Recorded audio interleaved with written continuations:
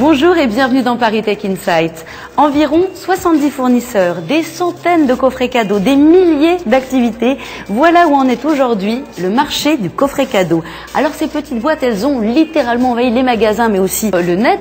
À Noël 2007, il s'en était vendu plus d'1 million. Alors c'est un marché en pleine explosion. Évidemment, les acteurs déferlent littéralement et ont doublé entre 2006 et 2008. Pourtant, ça n'est pas un métier sans embûches. Alors quelles sont les règles à respecter pour se distinguer?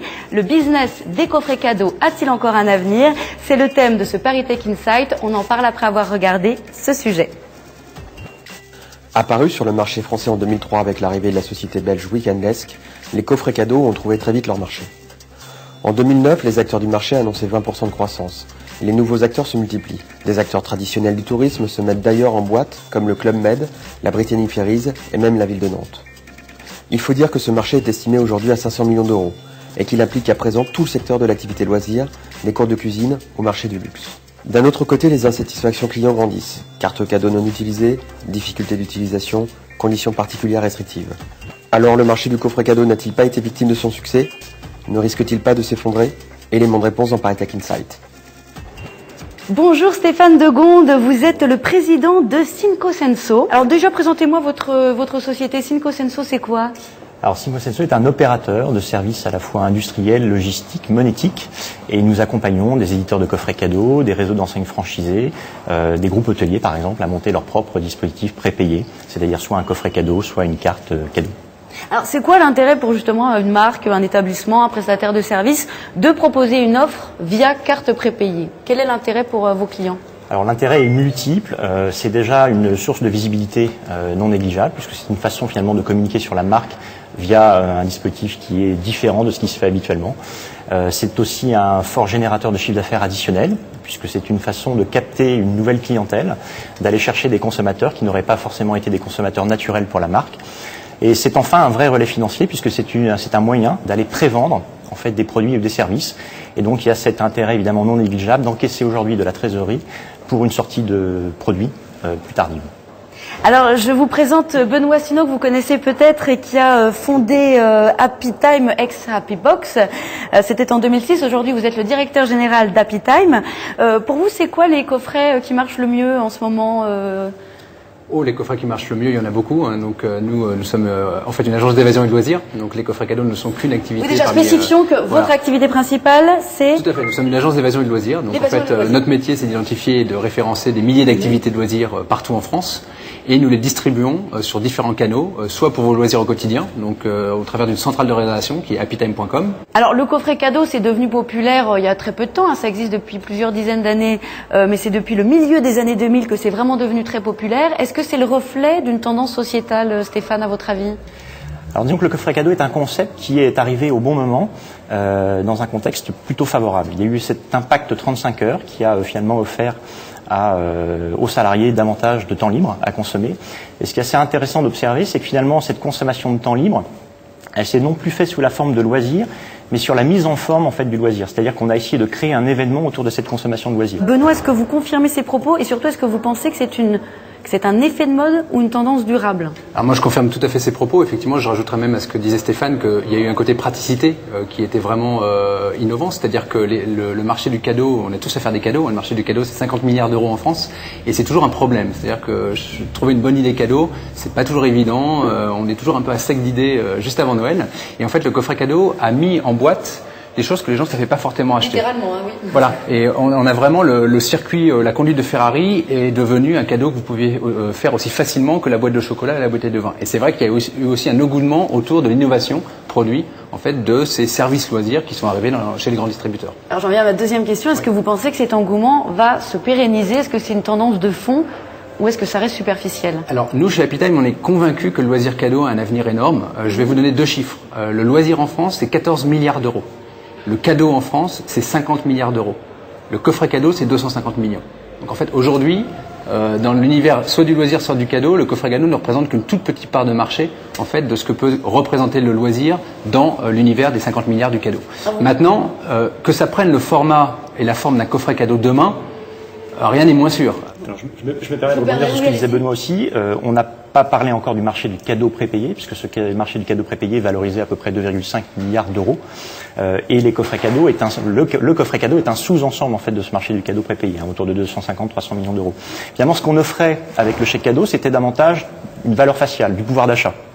Finalement, ce qui a été l'impact fort du coffret cadeau a été de transformer en fait ce cadeau de pouvoir d'achat en un cadeau purement marketing, beaucoup plus impliquant et beaucoup plus personnalisé. Et alors ce que dit Benoît, j'ai envie de réagir là-dessus, c'est que donc ça représente une toute petite part sur le marché général des cadeaux.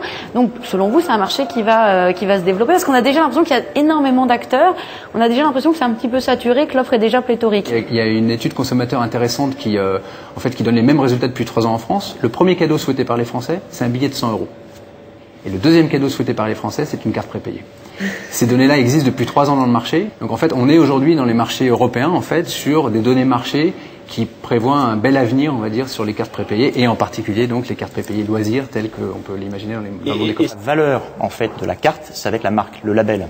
Quand vous offrez une carte de telle ou telle marque, finalement vous savez ce à quoi vous allez avoir accès en utilisant ces cartes prépayées. Pourquoi ? Parce qu'elle est portée par une marque forte. Et donc ça va être aussi tout l'enjeu des acteurs du coffret cadeau demain, c'est justement de créer une marque qui soit non plus la marque associée à un coffret cadeau, mais qui soit une marque qui soit révélatrice d'une qualité de service, qui soit finalement un vrai label. Comment on distingue son offre? Comment on se différencie des autres? Sachant que vous savez qu'il y a une grosse part du marché qui est monopolisée par Smartbox, entre 50 et 75% du marché détenu par Smartbox lui-même. Alors comment on existe face à un tel mastodonte? En fait, Happy Time s'est créé autour de ces modèles économiques qui consistaient à dire allons proposer au prestataire un modèle où, quelque part, on va lui permettre de gagner de l'argent en faisant du yield, donc en variant ses prix et nos commissions en fonction de ses besoins de distribution. Et ça, c'est quelque chose d'assez différenciant puisque ça nous permet de monter une centrale de réservation qui respecte ces modèles économiques sur lequel, effectivement, le bénéficiaire va pouvoir réserver en temps réel.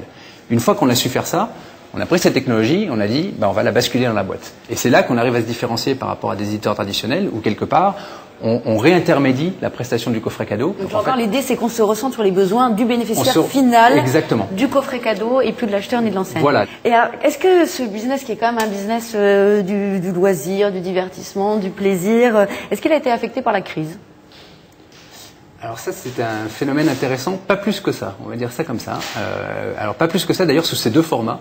Pas plus que ça sous le format du cadeau, donc que ce soit le coffret cadeau ou les cartes prépayées, parce que quelque part, même en temps de crise, on continue à offrir, on continue à faire plaisir. Ça s'explique aussi, oui. Ça s'explique aussi, et pas plus que ça non plus dans le loisir de proximité, c'est-à-dire le métier loisir pour soi, parce que il y a une grande tendance de fond actuellement dans le marché du voyage, on va dire ça, c'est que quand on part 3 jours dans les gorges du Verdon, par exemple, on va chercher quelque chose à faire, et ça s'appelle du rafting, ça s'appelle du saut en parachutisme, en parachute, etc. Alors je mettrais juste un tout petit bémol quand même malgré tout sur l'impact de la crise. Je pense que c'est ce qui a aussi modifié profondément le lien en fait du consommateur avec le coffret. C'est justement le fait de se dire finalement il y a pas mal de coffrets, ce sont des prestations relativement futiles. Et cette futilité amène justement à cette transformation de fond qu'on voit s'opérer aujourd'hui sur le marché du coffret cadeau, qui est de dire jusqu'à aujourd'hui on se posait pas tellement la question de savoir s'il était facile ou non d'aller consommer son coffret, s'il fallait faire 350 km ou non. Et c'est la raison, je pense, pour laquelle finalement ces coffrets qui étaient extrêmement segmentés avec des thématiques plus ou moins originales et en général plutôt inédites, vont de plus en plus vers des produits qui vont être relativement faciles à consommer dans des conditions finalement assez aisées autour de chez soi. Alors le climat économique, on peut qualifier d'atone en ce moment, le moral des ménages en berne, cela vous fait craindre une fin d'année 2010 morose ou vous restez optimiste et vous avez plutôt des prévisions souriantes? Benoît. Comme je vous le disais tout à l'heure, on est dans le monde du cadeau, donc sauf si vous imaginez ne pas faire de cadeau à Noël prochain, nous on reste optimiste sur Noël. Qu'il y ait un effet sur le panier moyen et sur le prix moyen des coffrets vendus, il y aura certainement un petit effet, mais on reste très optimiste sur la fin d'année.